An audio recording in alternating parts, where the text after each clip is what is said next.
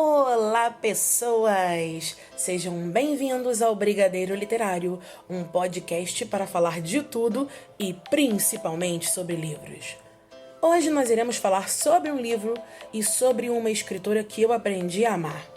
Eu era uma pessoa chatinha e que dizia, porque eu disse que eu era. Eu ainda sou, mas essa parte aqui eu vou melhorando aos pouquinhos, tá, gente? Um passinho de cada vez, não é mesmo?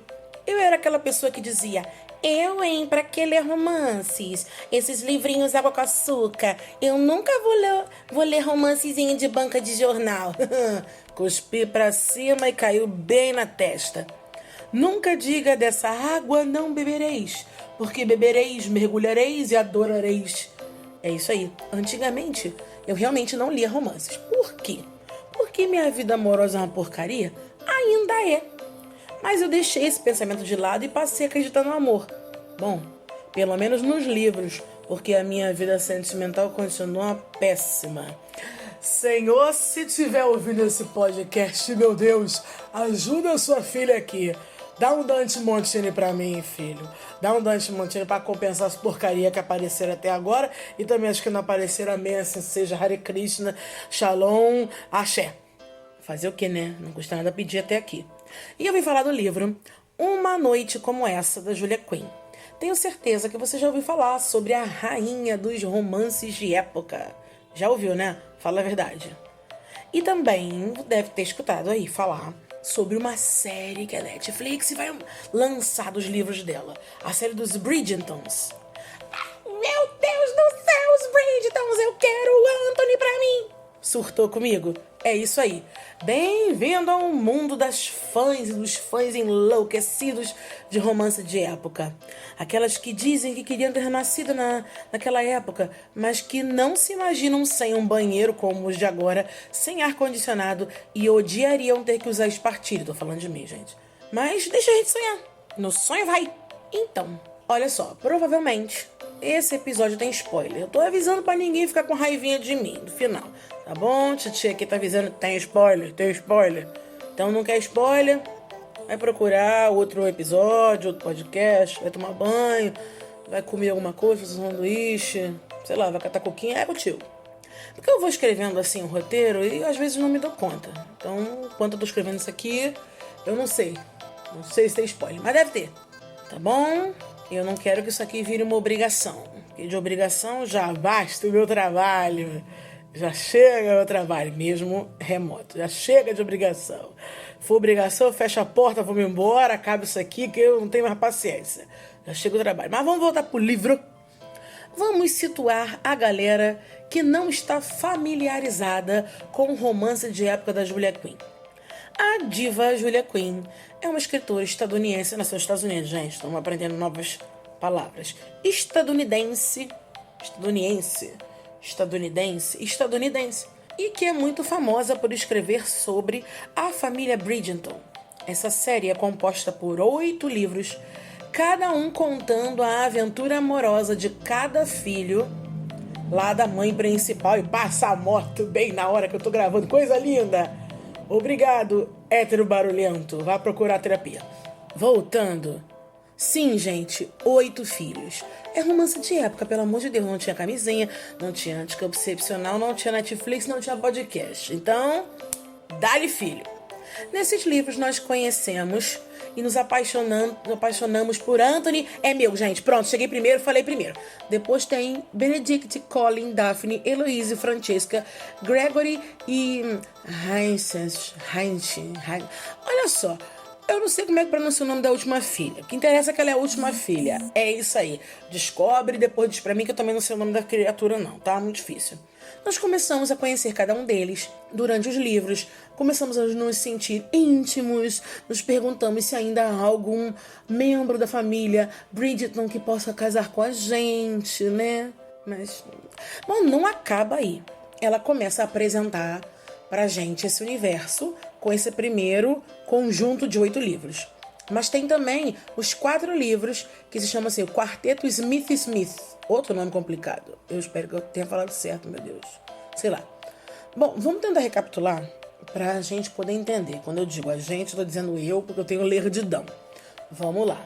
Tem a série dos Bridgerton. que é composta por 8 livros contando a história de cada filho daquela linda família. Depois tem os 4 livros do quarteto Smith.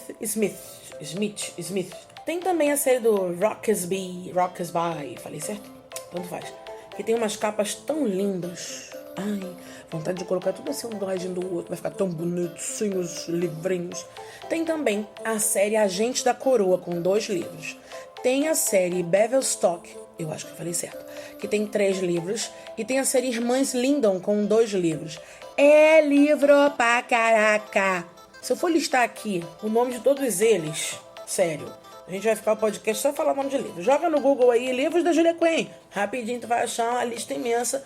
Põe tudo na sua lista de livros para ler. Nesse universo dos Bridgerton, eles geralmente são convidados para participar de um concerto de música da família Smith.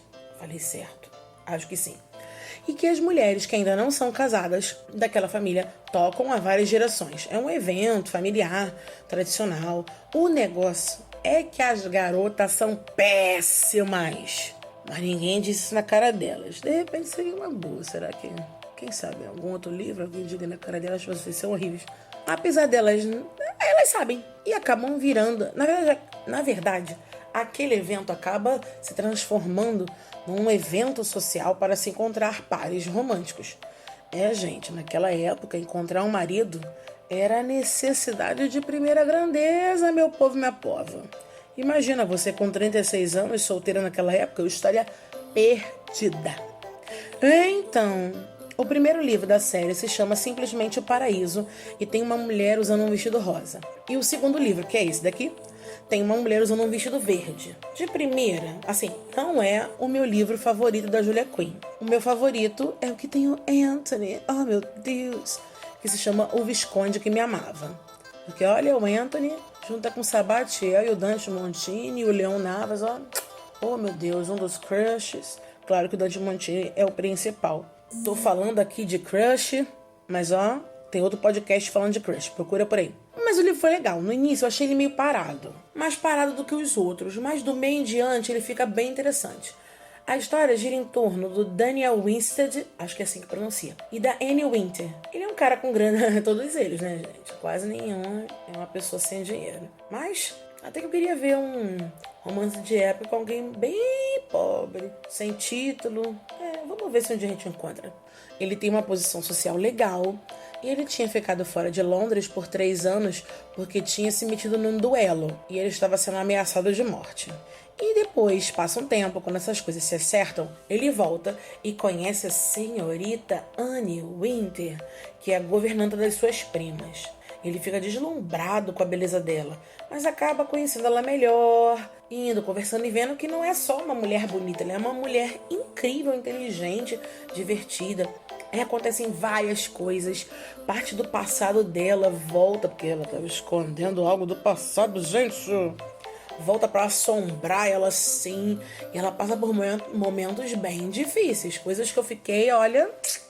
pensando, nossa, que difícil ser uma mulher nessa época, hein?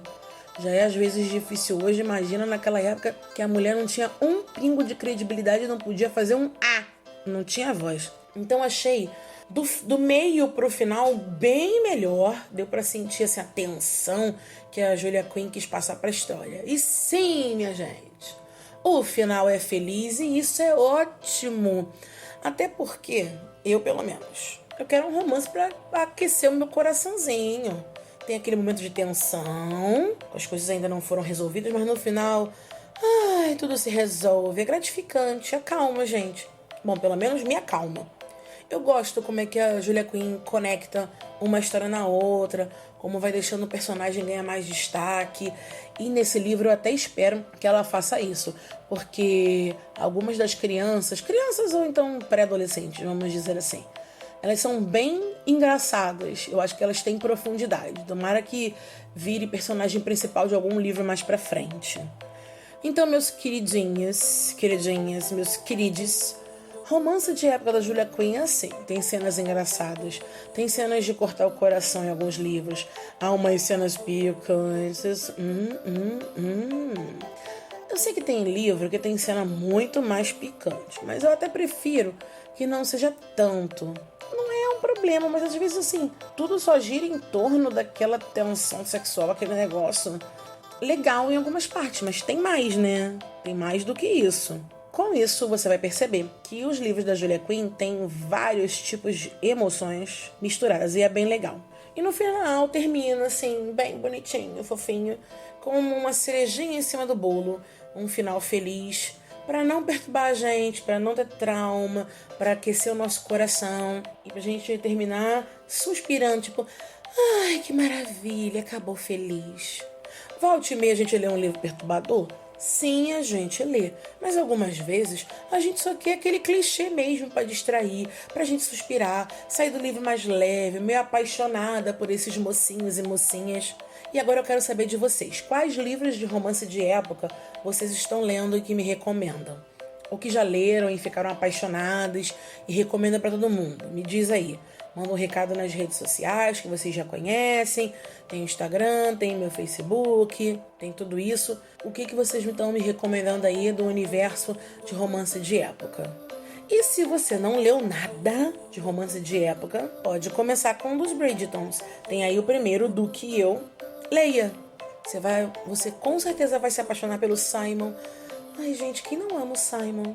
E vai ficar doidinha quando sair o seriado da Netflix. Manda recadinho e vamos trocar figurinhas, tá bom? Mandem dicas para mim. Por enquanto, é só. Beijos e fiquem bem.